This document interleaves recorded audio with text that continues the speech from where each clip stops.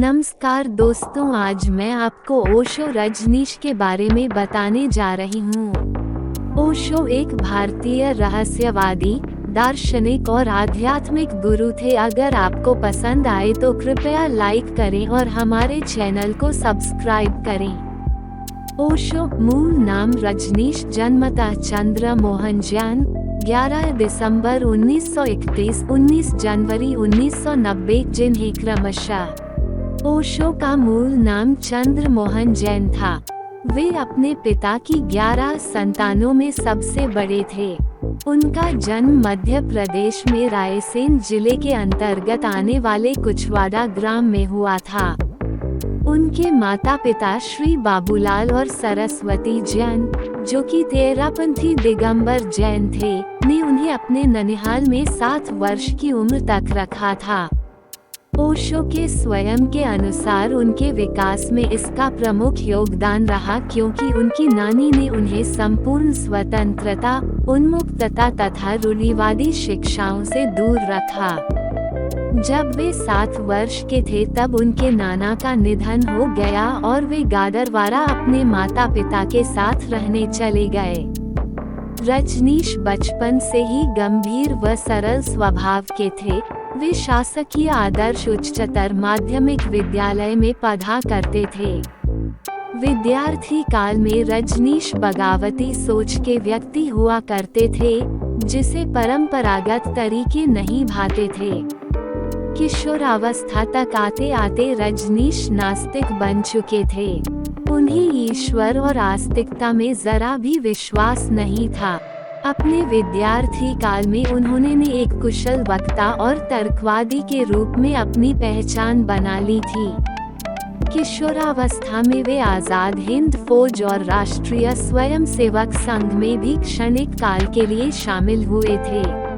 वर्ष 1957 में दर्शन शास्त्र के प्राध्यापक के तौर पर रजनीश रायपुर विश्वविद्यालय से जुड़े, लेकिन उनके गैर परंपरागत धारणाओं और जीवन यापन करने के तरीके को छात्रों के नैतिक आचरण के लिए घातक समझते हुए विश्वविद्यालय के कुलपति ने उनका स्थानांतरण कर दिया।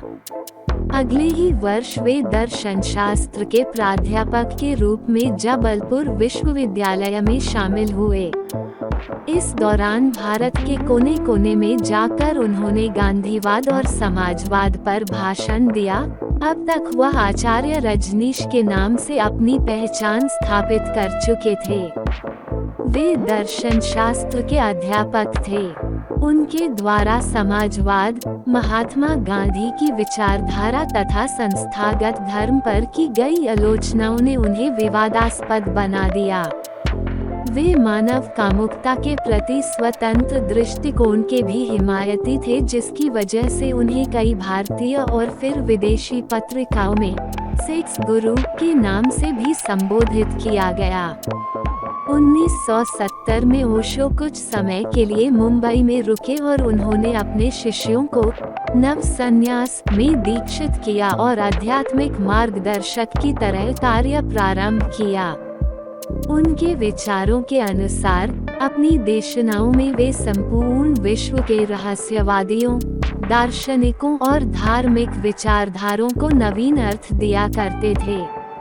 1974 में पुणे आने के बाद उन्होंने अपने आश्रम की स्थापना की, जिसके बाद विदेशियों की संख्या बढ़ने लगी, जिसे आज ओशो इंटरनेशनल मेडिटेशन रिसोर्ट के नाम से जाना जाता है।